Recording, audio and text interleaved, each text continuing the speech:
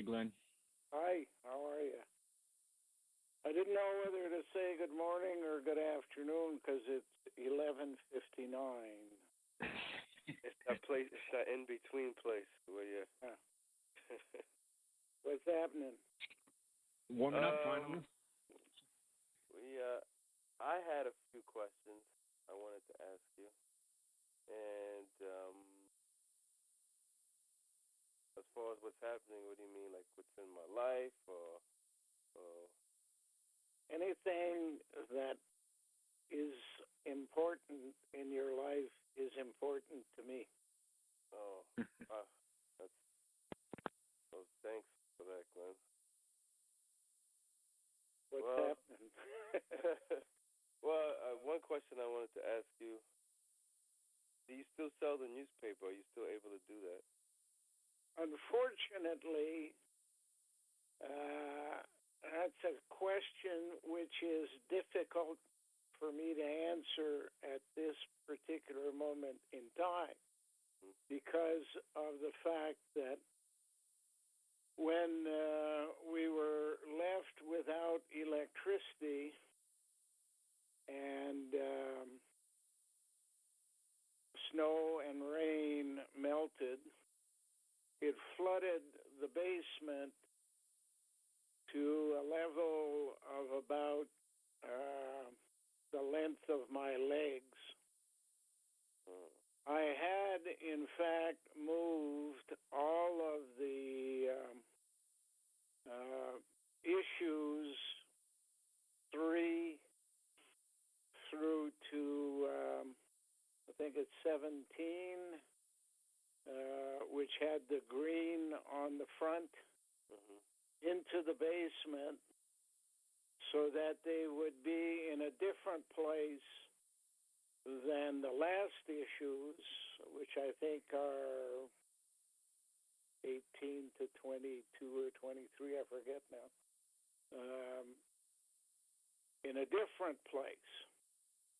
So when it flooded, 5,000 newspapers of issues 3 to 18, 17, 18, somewhere in there, rose in the water, flipped the boxes over, and the papers were all ruined by water.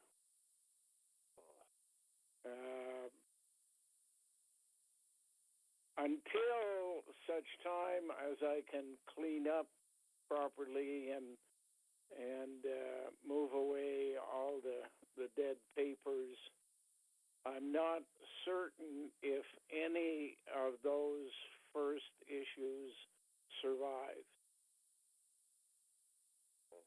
But the ones with the orange on the front, they survived, and they would be the last 4 or 5, whatever it is, issues. And I'll only know when I can clean out the basement properly, and that requires at least a week or 2 of sunshine, because I tried taking them out completely, and it's your hands get all wet. The boxes are full of ice, and your hands freeze. Because that's the answer to that question, which basically means no, but maybe. Maybe some. As a matter of fact, I had an order here for a set of papers that I realized at the last minute that I couldn't send them because of the fact that the request was, in my opinion, a request for other reasons than being helpful. And I had had that one on the dining room ready to go. Then I changed my mind, never cashed their check, and left it there. But over the last week or so, I got an order following a phone call from where I'm told is Wales in Great Britain, and the request from the guy there can be helpful because he's in the midst of it, or unhelpful because they are following up on the fact they didn't get the first one that they had hoped to get. I sent them that copy when they sent the funds. I deposited the funds in the my CIPI account, and I'm not touching them until I know for sure that person that requested them has an honorable intent. If he has no honorable intent, then I don't want the money and I don't use the money. I have a few of those that I've recognized along the way, and checks basically totaling about $700 were posted on the wall. Just so that I'd remember. Because I asked because guy was emailing me. I don't know if it's a guy or a girl. Some anonymous person emailed me yesterday, and they were wondering. And I said a similar answer. I said he doesn't have electricity, so I don't know.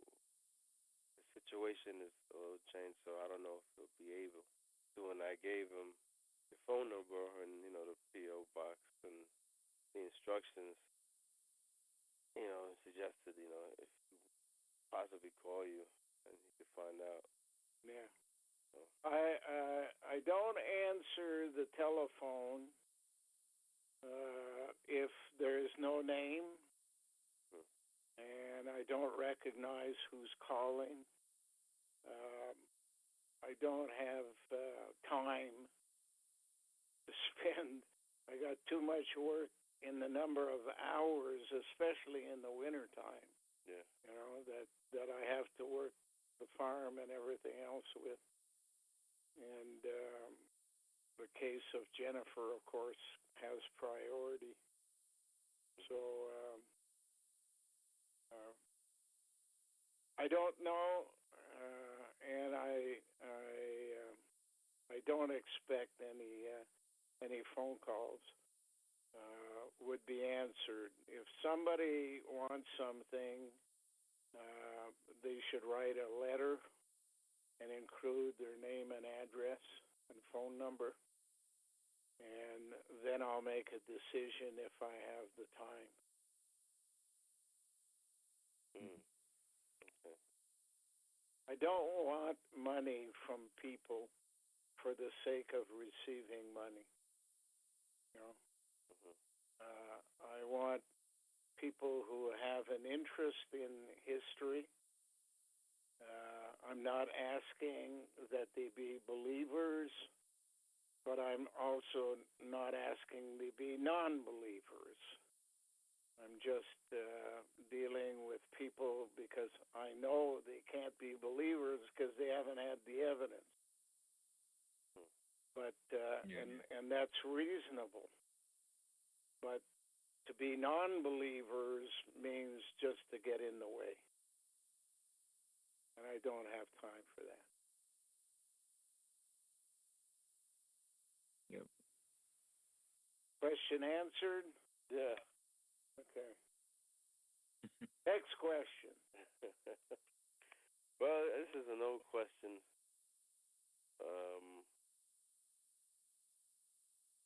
you might find it a little redundant. It's I found things redundant, and I didn't answer. I wouldn't be here. I'd be. I've repeated the same things over hundreds of thousands of times. I was just talking to Dana about that. Yeah. I said, I was saying, like, we've heard about like electromagnetism Mm-hmm. and how it works from like every aspect. Yeah. So there is a benefit to that. So. Well, one of the things that I found as I gave meetings going across the country is that there were people who were traveling with me from meeting to meeting and heard every meeting. And that's basically where I spoke to somewhere between 300 and 500,000 people as I traveled. But the few that were with me often remarked that each meeting was different. The message was different. Yep. And the conclusion that I made was, no, it's not. It's only that when you listen to the same thing over and over again, every time you reach a point that is of interest to you, your brain takes off and works out what you've just heard in your head and then comes back. But while you were away, I was talking. Okay, so when you listen to the message the second time, your brain doesn't leave at the same point as it did the first time. It leaves at a different time because it didn't hear what I said that first time. Okay, and that continues because normally, as you know, meetings lasted about 4 hours. So there were many opportunities for the brain in the same speech to leave and go someplace else. And for each person, it's different. But as far as I was concerned, I wasn't speaking from notes, so what I was saying was the same thing, but not in the same order. You know? I will say I've noticed an update over the years, though. It's the same story, but there's more detail added as you learn more. I will say that. I noticed that. I agree with that. If during the question period or the time in between, I was talking to somebody and their questions caused me to think, well, maybe I didn't explain this, and then I would add something for clarification purposes, but the general talk was the same. Yeah. Yeah. And it was based on what I knew to that point. Right. Yeah, very good point. Yeah.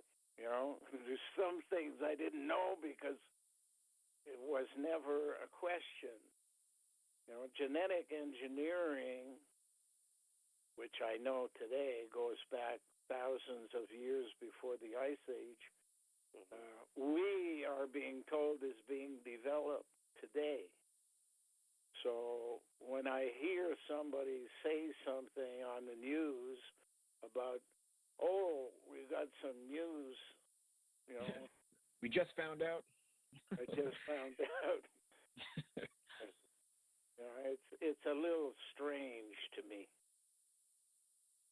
to hear people talk on the news. But the key word is there's a mission. And the mission is not in our favor. The mission is in the favor of the original people who planned to use us say us, everybody born since the Ice Age, mostly since the story of Noah's Ark, have been in a laboratory. Born, lived, died with basically the genetic cask being modified down to the point where they got it today, where they can make a baseball player, can make a doctor, can make a specialist in physics, that kind of stuff. Whereas along the way, it was a lot broader than that. You couldn't make physicists, 3,000 years ago, because nobody that was around at that time would be able to follow the discussion. Very few people understand the philosophers of our period. When I say our period, the last 10,000 years or so. And most of them still to this day wouldn't be able to follow philosophers' discussions because they weren't taught. The code explaining that is the word mission is their task, and it comes from the original people before the Ice Age. So you put the two together, and what you have is an O mission. Now, if I say I have an O mission, people might not get it, but if I say the media's task is to tell us the truth, but lie by omission. They omit to add the things they are aware of that might help us understand what's really going on and leave us hanging with only a portion of the story. Now, they are allowed to evolve the story, but only once they're given permission to open up on a point of omission.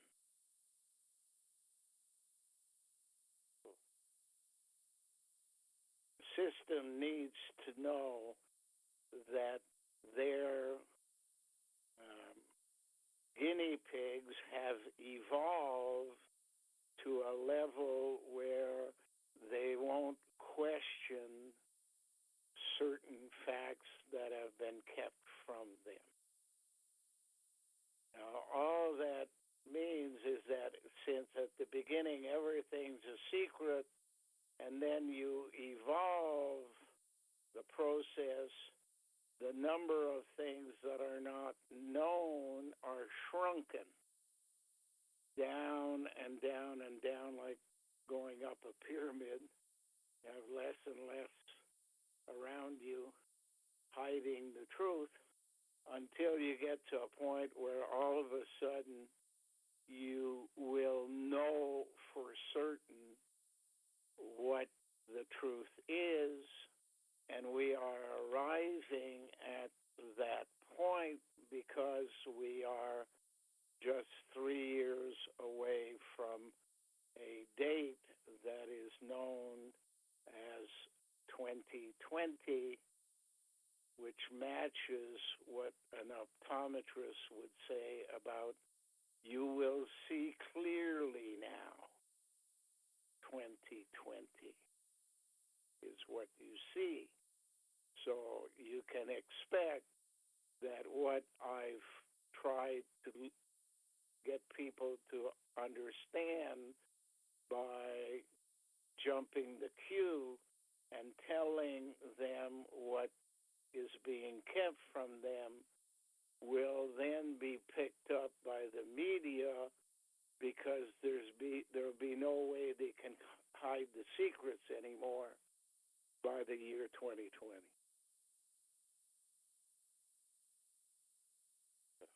Next question. Okay,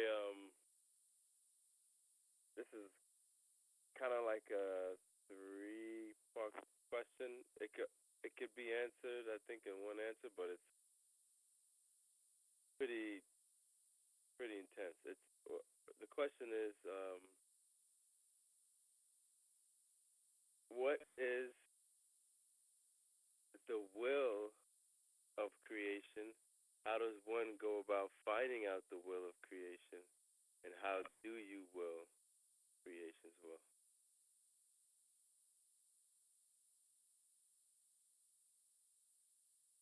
Deep down inside of you, you have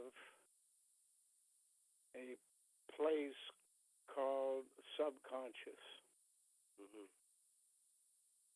Most of the information contained in the subconscious are contained there for the purpose of not informing you. It's like there's a cop inside of you that says, no, don't talk about this. No, don't talk about that. That'll get you in trouble if you talk about this. Okay? Once you get beyond that, once you're able to say, I, so and so, no longer believe that I am being told the whole story, but a system that's responsible for educating me. And that would mean everything from parents to godparents, to extended family, to kindergarten, to primary school, to secondary school, to college, university, master's degree. Put them all together, and they haven't yet told me the truth.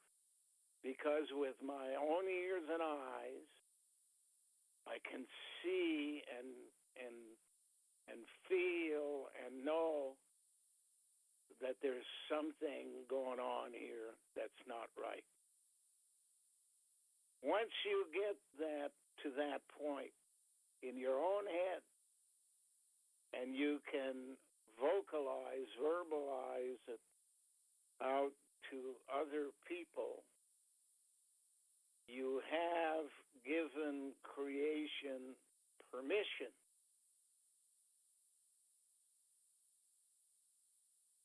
your will, that it shares its will with you.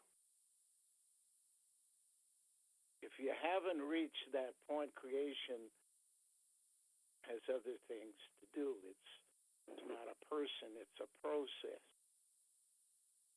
And therefore, you remain in the dark until you die, and then you find out you didn't have the entire version of events because you were basically a walking dead, a robot, whatever you want to call it, programmed by a system based upon genetic engineering, social engineering, enforced by electromagnetism.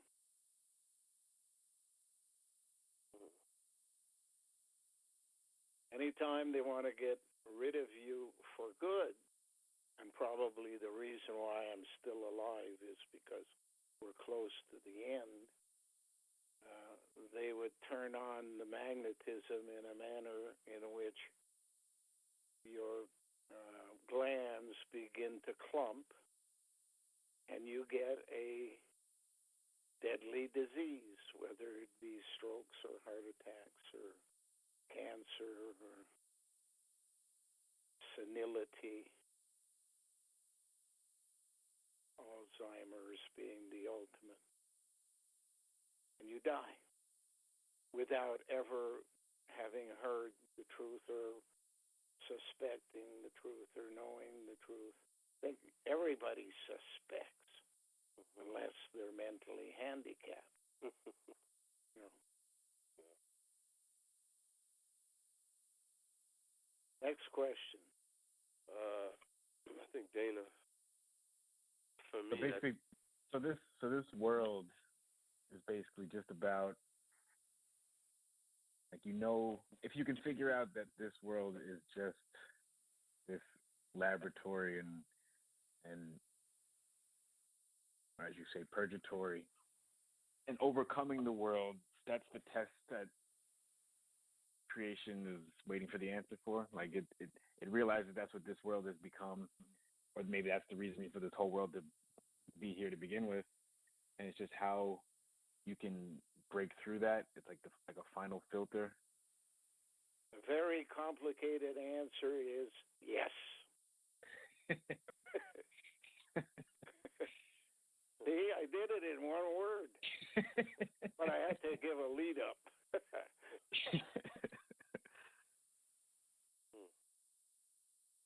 Yeah, I mean, if you have a bunch of people who know a lot more than we ever were taught, sitting around a table and looking at the stars and saying,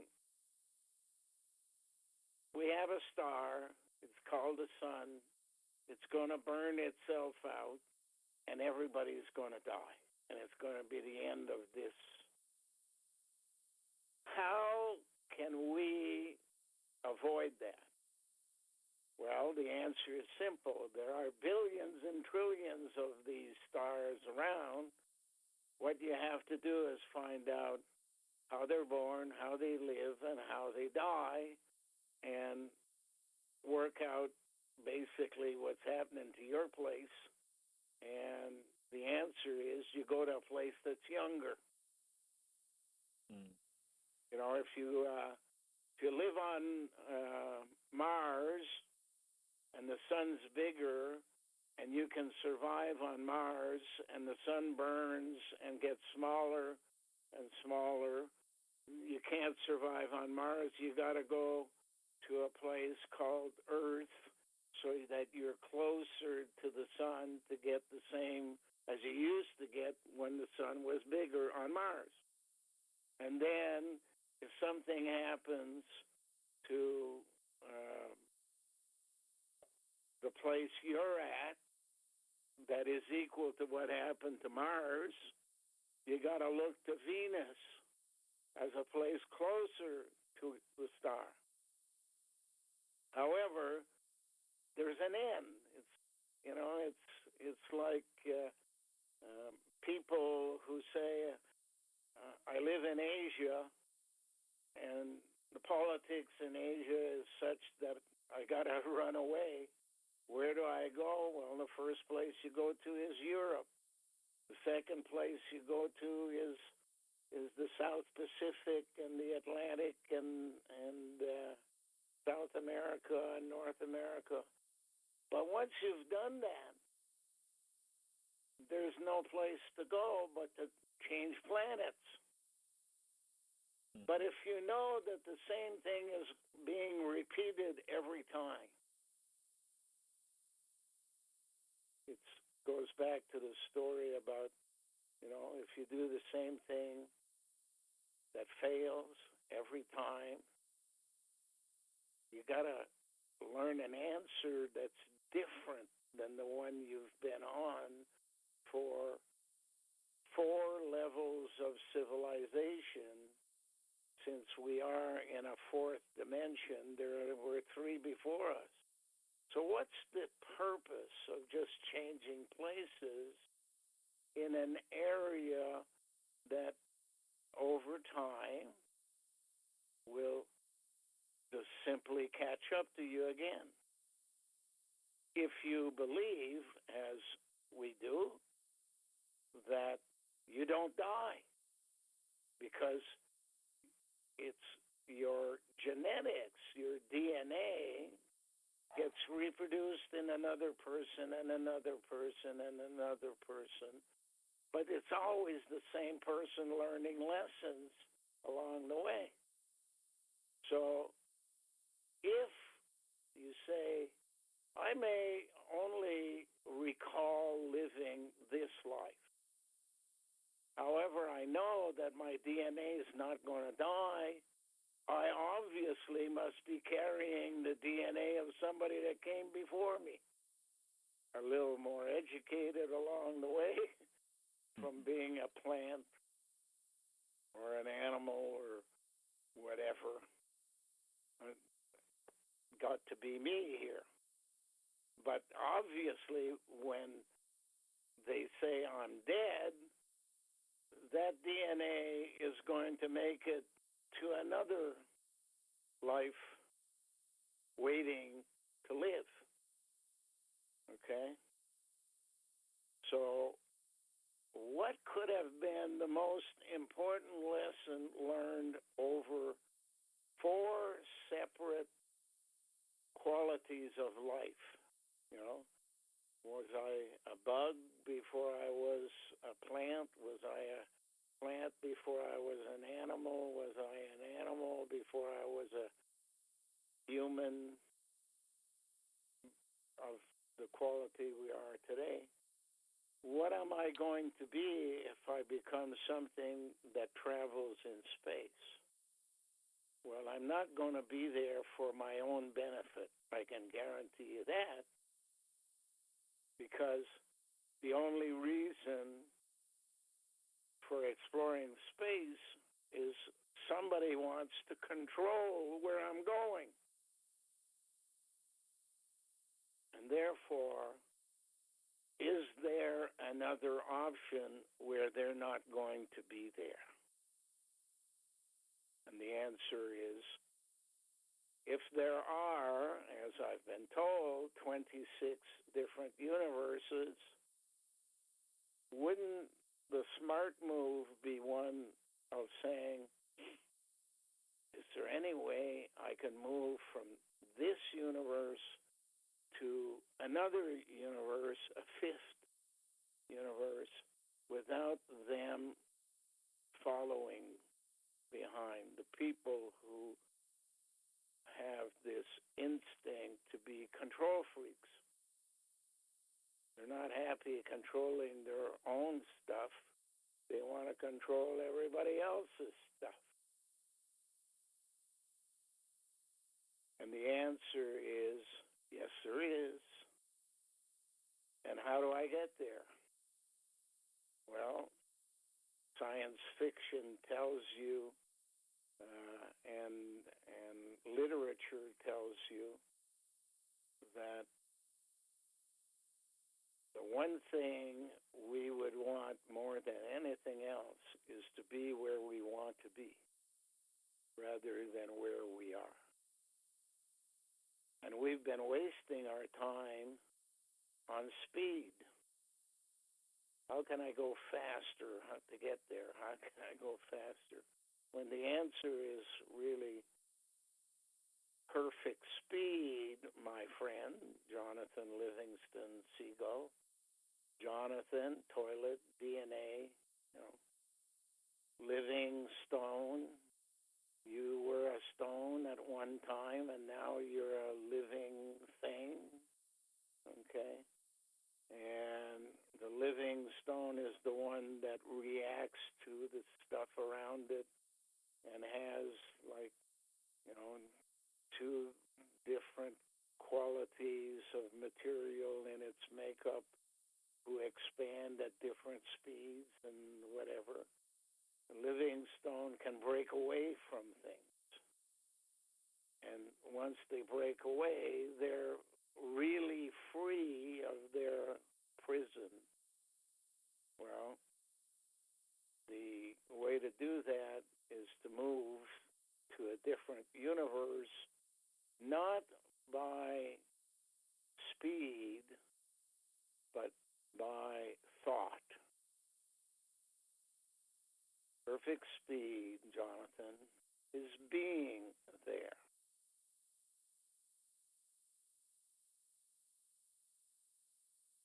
And pop, when the time comes, when the gang has been assembled, when the cats have been understood as to their real purpose on Earth, as opposed to us doing them a favor, they did us a favor. They gave us a chance to live. Well, when they're ready to circle the wagons and move out, if you will, it's not going to be a journey with, moving the wagons. That's speed.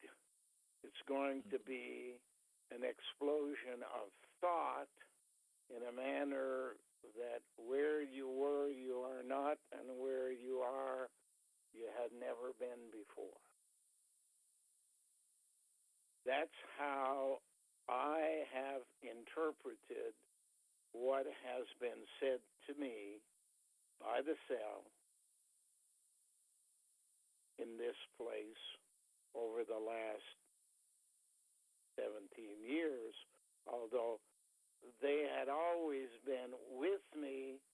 They had not, in fact, contacted me directly because they were waiting for me to say to myself, I don't believe I'm being told the whole story by the media or anyone else.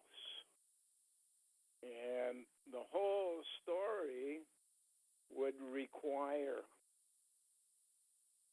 that the media be holding back. And the word media comes from the word Medi, which was the capital of Media. And Medi, and if you go to any cemetery and you look at stones, you'll find stones with the letters A and E stuck together, diphthongs.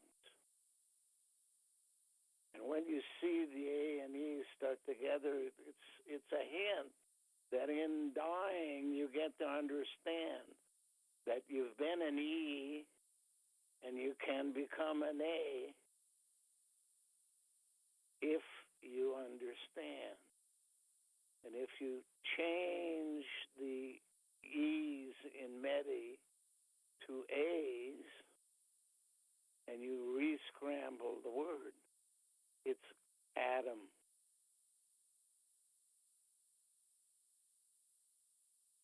Adam is on the eve of doing the right thing. Hasn't done it yet. When's it going to do it?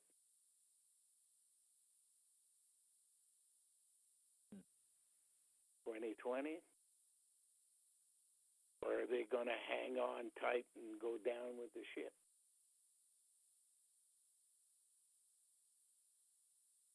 Yeah, I've been meaning to ask you recently, how do you interpret what the news is saying, like with this missile launch in Syria? Is this guy just like carrying out the same mission as the previous presidents, or the previous president before him? It all depends on what eventually he will tell us.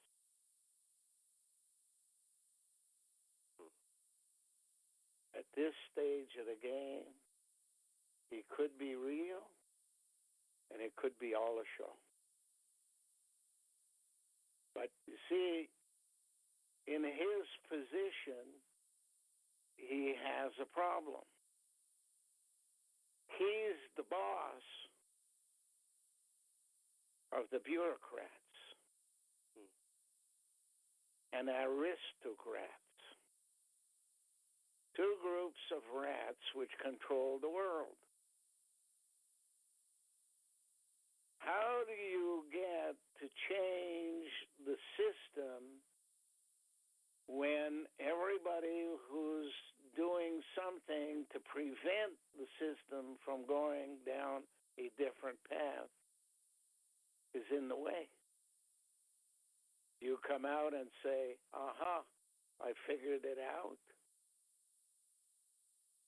And then have revolutions. All he has to do is speak anything, and they've got a gang out in the street looking for an opportunity to hang him. Sure. So what do? You think about it and how you can help your own thoughts coming about, or live with the problem and die with the problem. It's a problem when you're the President of the United States. So what you obviously need to do is say, hey, I can have a meeting with other people I'm sure who could use this information. But if I have it in the White House, all these bureaucrats and technocrats and or whatever rats there are running around are going to know in a second, and they're going to set up defenses against me, which probably they did against the Kennedys and Martin Luther King and you name them. Every time they go too far, they end up being assassinated. So the only way I could do it is to take those people whom I believe have it in their psyche to really change things into a place that I control, and that creation can have access to them, and the cell can have access to them, and that they can be shown who the deep state controllers are.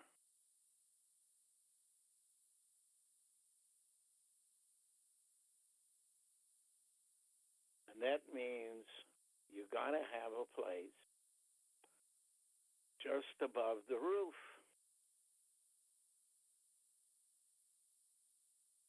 The shield is the roof. And it's 1,000 feet underground at this particular place in North America. They didn't call it deep state for nothing. They are the eye of the storm.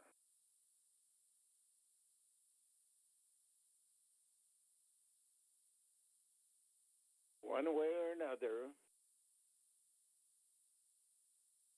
the people will hear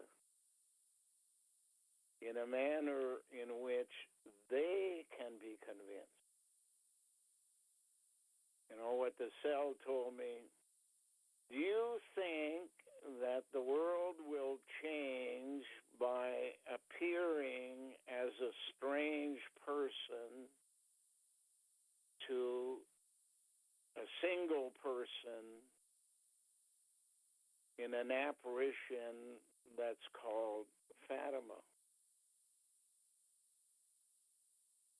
Do you believe that a strange person appearing to 3 children will get the word across in a way that they would believe? Do you think that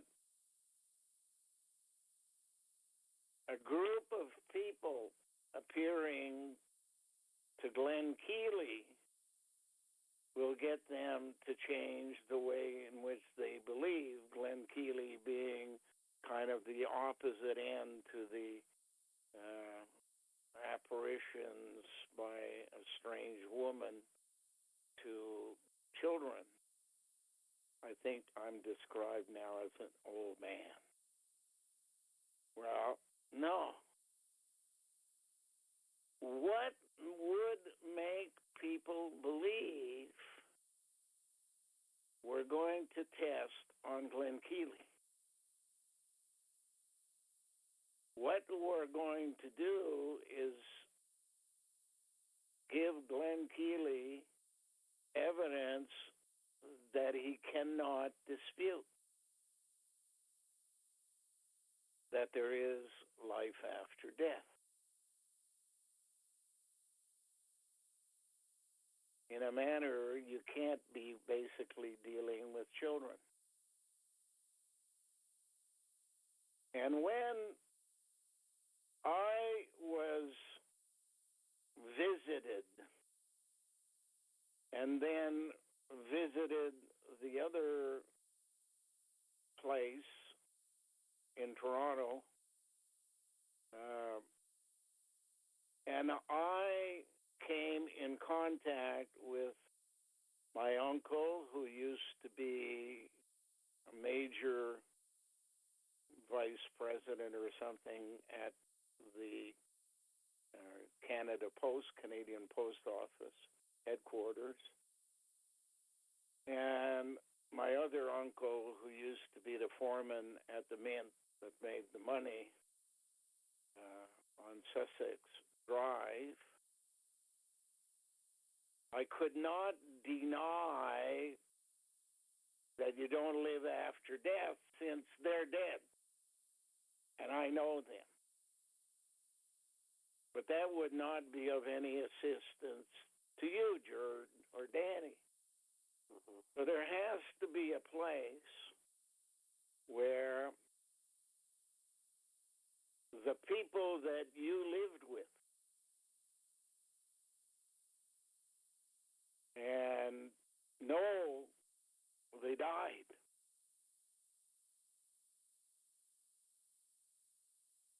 come and tell you what it's like on the other side of that period you call dying, when what you're left with is a disentangled quantum. Your DNA being an entangled quantum, a microscopic little thing that is wound together as DNA is. If you disentangle it and you produce it as the person that you knew, and then repeat the story with who you work with,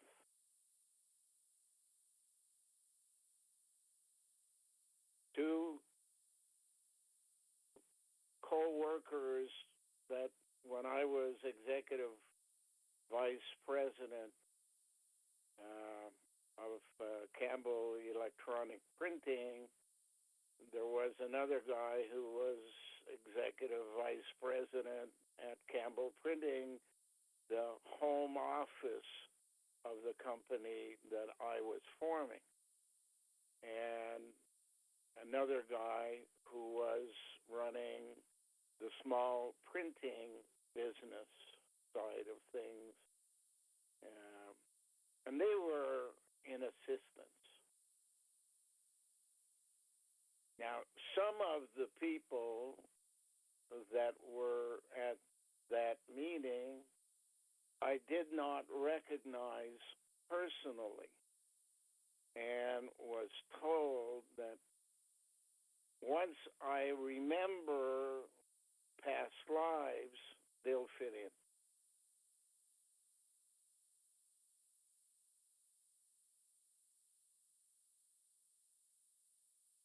Now, I don't know who in your life you would remember in that kind of manner that you worked, lived, or whatever with for years beyond the age of 40, so that you're not remembering childhood stuff only, that you're remembering as an adult.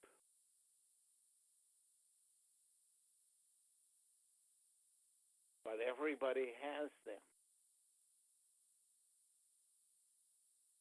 And when those people who believed something to the point where they were marketing a lie on behalf of the system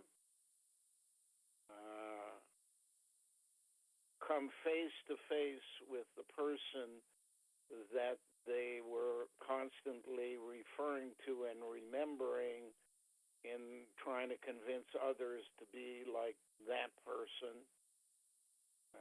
I'm trying to think of an example that's not going to shock too many people, but if one guy I met really loved Winston Churchill,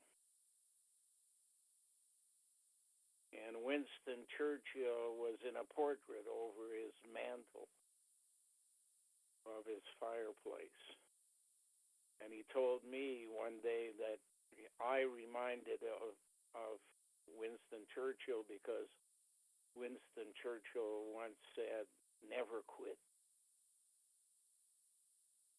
Well, for that particular guy that was talking to me, if he ever was in a place where Winston Churchill appeared to him and talked to him directly and said, "Yeah, John, I remember when you did this, that, and the other thing, and meeting and everything," then John would start believing that, hey, he's alive. Winston Churchill is alive. He's not dead, as I thought so. And he's telling me what I was saying about him was not always truthful. Some of it was, some of it wasn't, as with anything. And when it wasn't truthful, was it accidental? Was it programming? Was it bad education? Or was it because the person was simply misleading on purpose?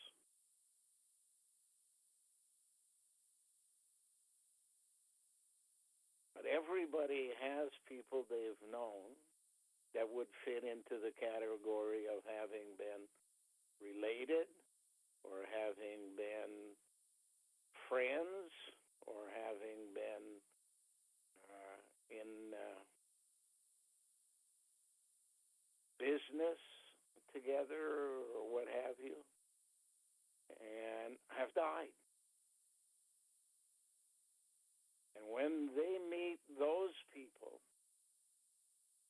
which is the intent of the farm's construction, when the project goes ahead with the financing of 100 people putting $10 million to make $1 billion, and Jennifer is here, and the cats are being given an opportunity to roam the property unimpeded by anything but what cats do, and that people get tuned in to some thing called a catmobile, where voices are transmitted through the cats in a technology unknown to us, but not unknown to the controllers of the future.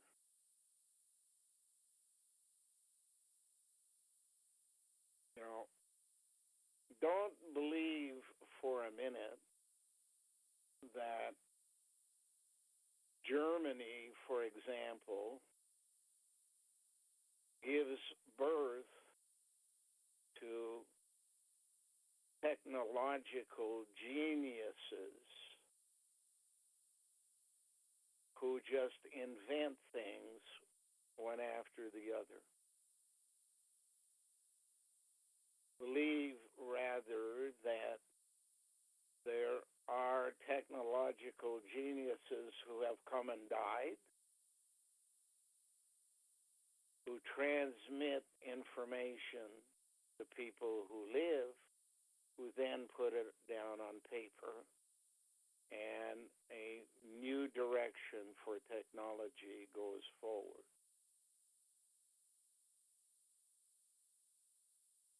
Until that transfer was done, they were just known as good people, engineers, whatever. But why is there a place on earth that more than anywhere else comes up with great ideas? Why is that place, Central Europe and Japan?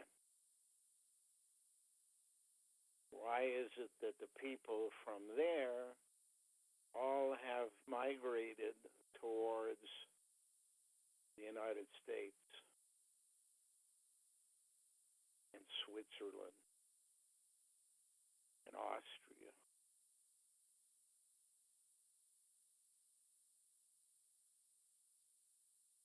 Because that's the plan.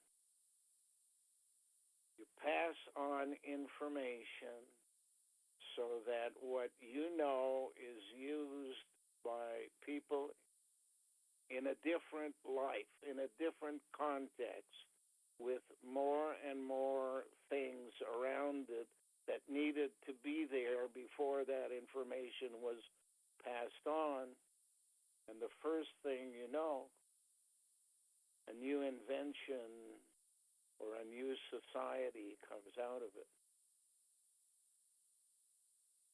Now, who are these people in Central Europe? They are the people who were shipped out of the Middle East in a project to distribute around the world the next steps in developing a laboratory that answers all the technological questions that need to be answered by a larger group than the gang sitting around the table looking at the stars prior to the Ice Age. Even though they knew everything, they couldn't pass on the knowledge without testing out every aspect of it, and they just didn't have enough people. So they developed an idea that said, hey, there's going to be an Ice Age. Let's hide during that Ice Age. Let's destroy what we have, much of it on the surface there, and then we can control this project from below. But you can't go below because there's heat and there's pressure and there's blah, blah, blah. But remember one thing, there are volcanoes in the world. And they start at the bottom and they come out at the top. And somewhere along in between those two places, there has to be an eye of the storm type of location. And that place in between we call moho discontinuity.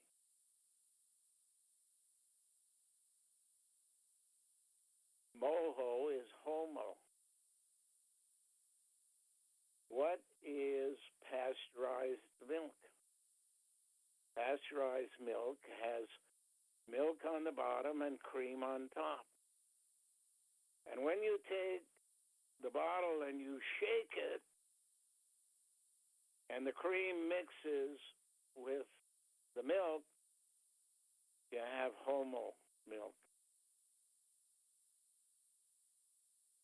And then you can feed all of the people all of the benefits and come to the different conclusions you need to come about everything you know, one bit at a time. And you can't do it with the population of the size before the Ice Age, because our calculus says that you need to have approximately 7 billion people that lived and died to prepare 7 billion people who live and work and try to survive. And all of that put together will take at least 10,000 years. So if the Ice Age is going to, for all intents and purposes, end at 8,000 BC, which it began at 24,000 BC, then you have 8,000 years to the answer and 2,000 years to check it out. And that brings us to the year 2000. Because you pretend that people were born 4,000 years after 8,000 BC, which is 4,000 BC, and then you go through a process of saying the answer is evident to the controllers in that group by the year 0, and you create a race that will take you to the end, 2000 BC, 2000 AD, and that race is called Caucasian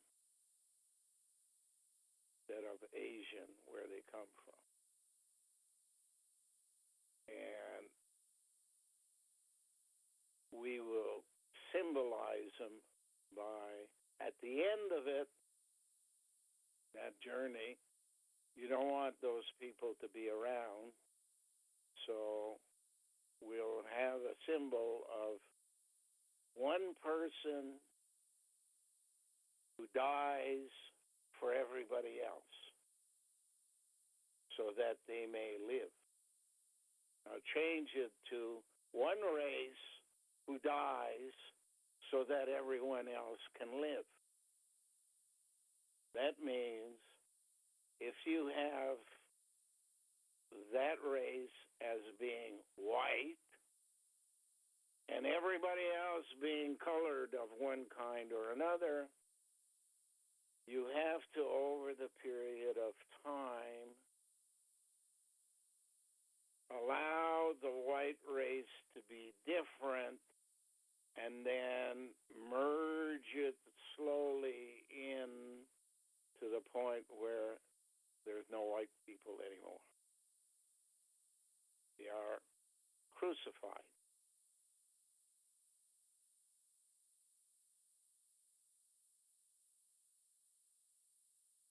What's the ultimate color? Well, the guys who are controlling the show went underground. They are modeled on the ant. Above ground, the people will be tan. Ant, tan. How do you get tan? Well, obviously you intermarry and mix the genetics together until the color changes. So there's no more black and there's no more white, but someplace in between there is a tan. M sounds like 10 to me, number 10. And therefore, they write up an order of numbers, and they say 0, 1, 2, 3, 4, 5, 6, 8, 9. That's one set. But the 10 is 2 and 1. 1 and 0. Black and white.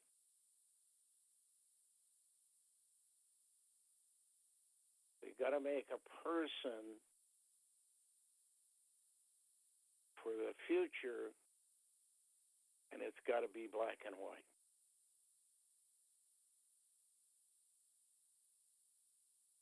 So let's pick 10. Go with 10.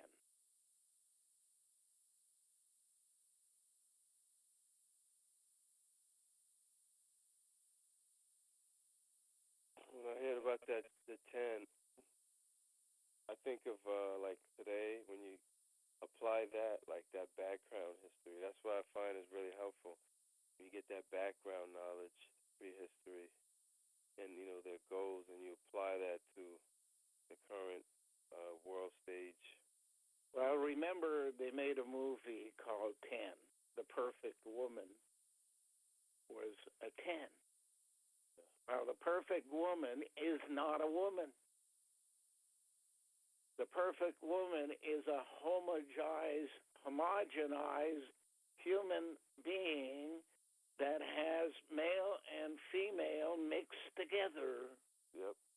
And has technology added and has color. What you look at is a beautiful tan woman. But no woman lives there because on the inside the control mechanism is male. But no man lives there because it's run by a machine. 2 and 1. 3 and 1. 3 pyramids and a sphinx.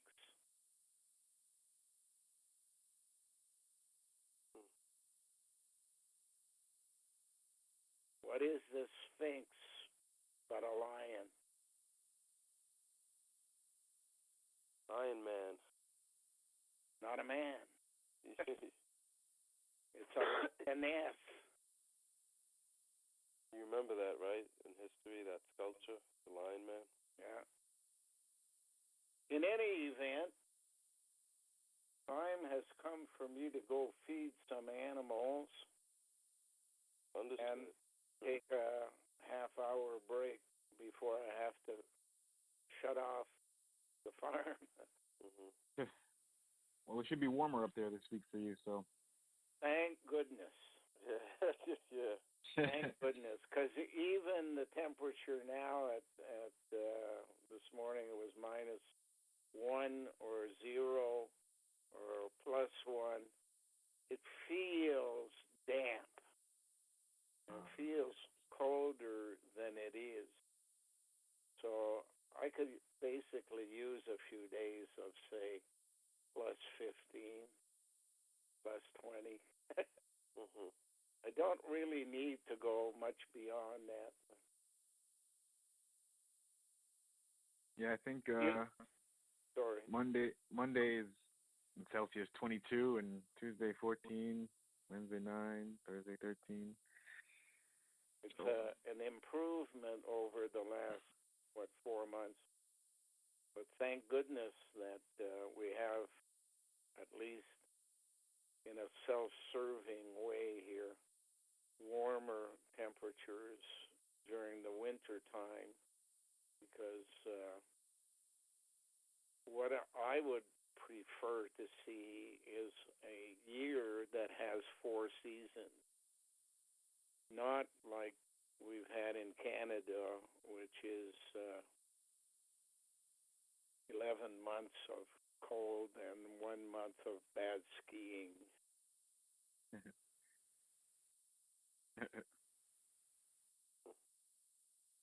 Right, Glenn. Is there anything else you need answers to that I might be able to help? Considering that to beat the sun before it goes down, I think I'll wait. Okay. Yep. So, next week. Thank you for awakening. Thank you for being there. And it's not easy, and it can't be done overnight, so don't expect it from anybody you contact. And always remind them that you're not asking them to believe until they themselves get direct evidence. They should be able to say, I don't know whether there is life after death because I have never seen proof. Neither, however, do I not believe that there is because I have not seen proof of that either. Yep. Have a good day. Okay. You too. Oh. Right.